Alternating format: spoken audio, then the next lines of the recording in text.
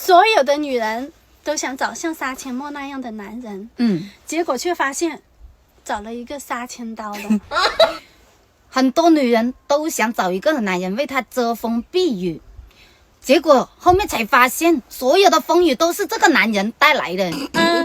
女人都想找一个能依靠的爷们，最后你却发现那爷们是自己。男人啊，啥都靠不到。既然事已至此，那你就对自己好一点。你想一下，女人中年过后，你有啥没有经历过的呀？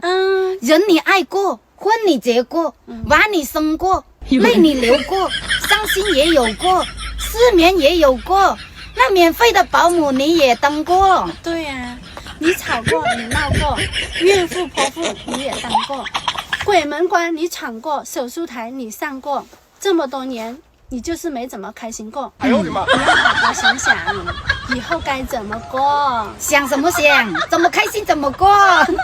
难搞哦。